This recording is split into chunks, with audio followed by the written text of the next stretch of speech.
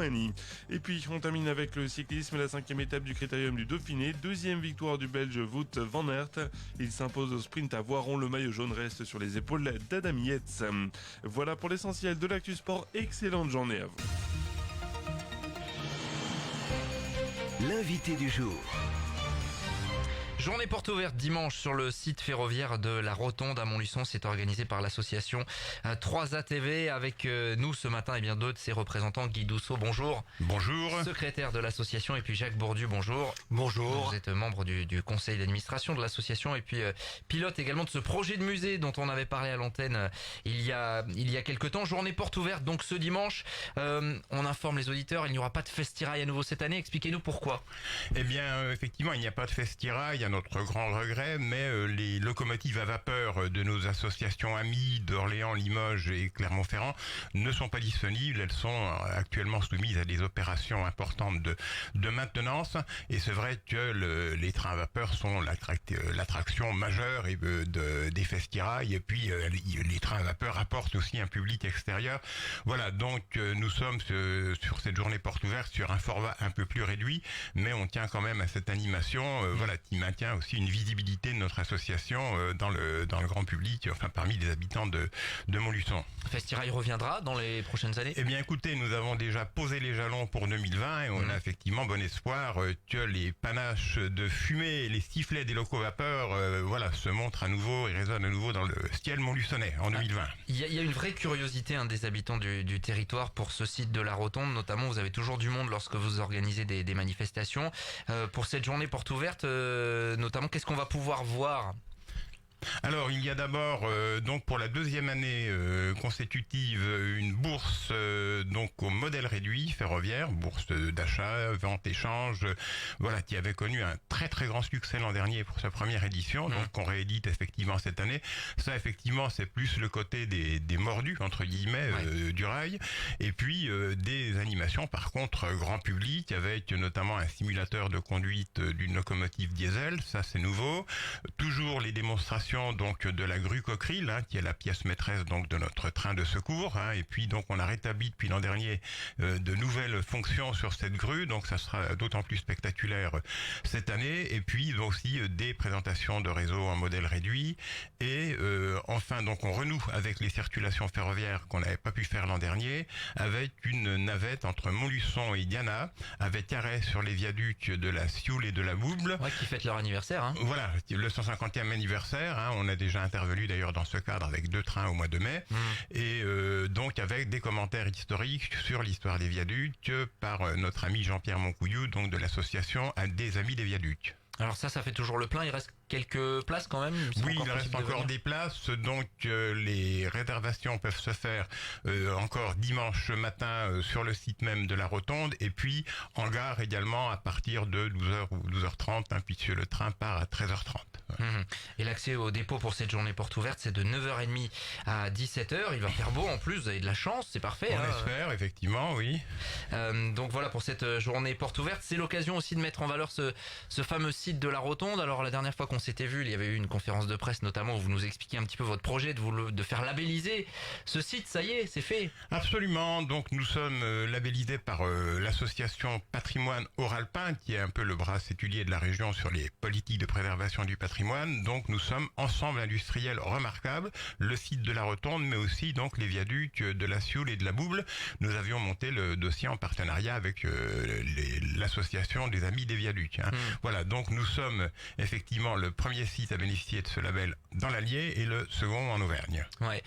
Qu'est-ce que ça va apporter ce label? Un petit peu de visibilité supplémentaire? Tout à fait, plus de visibilité sur le plan effectivement touristique, sur le plan aussi de la valorisation patrimoniale. Au demeurant, donc nous on s'inscrit parfaitement dans la volonté municipale qui semble affichée depuis quelques semaines de vouloir justement remettre en valeur ce patrimoine industriel. On sait aussi que le Crayoum est en cours de réactivation, donc on est tout à fait partie prenante de ça. Et puis effectivement on pense que ça pourra ouvrir la voie à des montages peut-être financiers pour s'il y a à un moment donné des interventions importantes à faire sur ce site. Ouais, et il y en aura a priori, il y aurait besoin de financement. Ben écoutez, la toiture effectivement présente quand même quelques signes de fatigue. Alors c'est pas encore aussi dramatique qu'on l'avait pensé. On a discuté de ça avec les professionnels, mais voilà, au moyen terme, disons effectivement, il faudra intervenir sur cette toiture.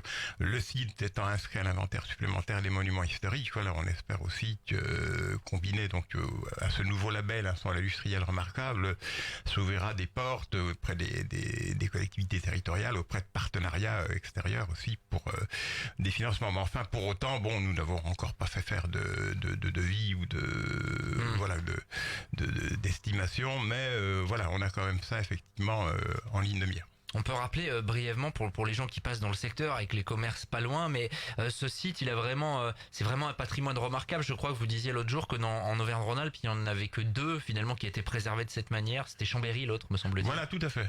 Oui, Chambéry, voilà, qui est encore en activité, partiellement en tout cas, qui abrite aussi là des locomotives électriques cette fois-ci, bon, qui sont emblématiques de l'histoire de l'ancien Paris-Lyon Méditerranée.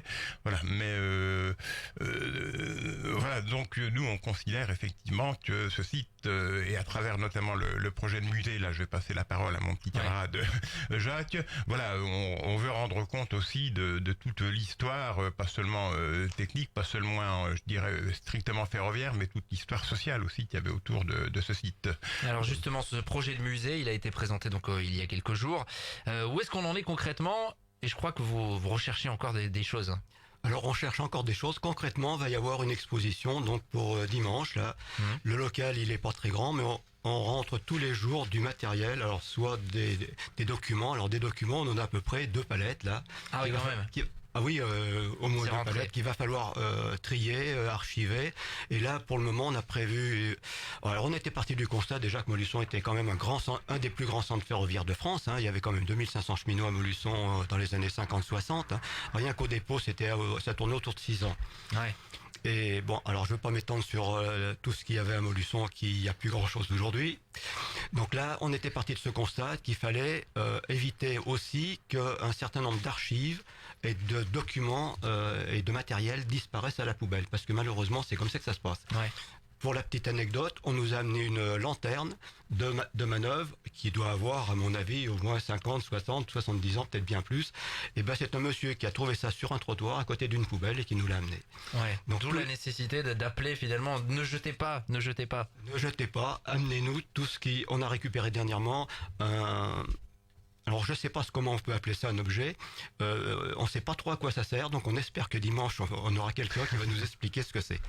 Alors, en tout cas, donc l'objectif c'est de mettre ça en place, vraiment que tout soit finalisé, parce que vous cherchiez également l'autre jour du mobilier, on va dire, pour pouvoir installer tout ça. L'objectif c'est d'arriver à quelque chose de vraiment fini quand en fait sur ce musée-là. Alors là on est bénévole, donc on n'avance pas aussi vite qu'on pourrait le faire. L'idée a été lancée en 2017, fin 2017 avec notre copain Jeanny Boisset qui malheureusement nous a quittés. Depuis on avance comme on peut, il faut refaire le local, faut archiver, faut faire rentrer. On a la chance d'avoir au moins ce local, on est sur place, ça va tout se relier avec tout ce qui existe, c'est-à-dire que le matériel ferroviaire, bon, les autorails c'est des autorails des années 50, hein, donc ça va tout se lier, donc ça va faire un tout sur un même site. Et qui, j'espère, va attirer du monde. Alors du matériel, il nous faudrait des vitrines et puis surtout des encadrements parce qu'on a quand même un certain nombre d'affiches qu'on va probablement exposer de manière permanente dans la grande salle d'exposition. Voilà, donc si vous avez ce genre d'objet, n'hésitez pas à aller auprès de l'association 3ATV, le site internet 3ATV-montluçon.fr, AAATV-montluçon.fr. Si il y a des petits enfants, des enfants de cheminots qui nous écoutent, qui ont peut-être dans les greniers des choses, comment ils peuvent aussi venir vous voir? Soit comme vous venez de le dire, soit tous les mercredis il y a du monde sur le site. Hein, en général, bon moi j'y suis avec Joseph Baudou et on accueille les gens. Ça nous distrait un peu du travail, mais on récupère on est preneur de tout ce qu'on veut bien nous donner. Tout cela se met en place et effectivement c'est le passé ferroviaire de la ville qui quelque part peut-être renaîtra à travers ce musée. On rappelle cette journée porte ouverte dimanche sur le site de la Rotonde, entrée gratuite, il y a vraiment des choses de tout public à découvrir. C'est entre 9h30 et 17h en attendant le retour du Festirail prochainement dans les années qui viennent et notamment l'année prochaine. Merci à tous les deux. Merci d'être venus ce matin. Bonne journée. Bonne journée porte ouverte dimanche et nous on va continuer le direct, il est 7h55 tout juste. L'invité du jour.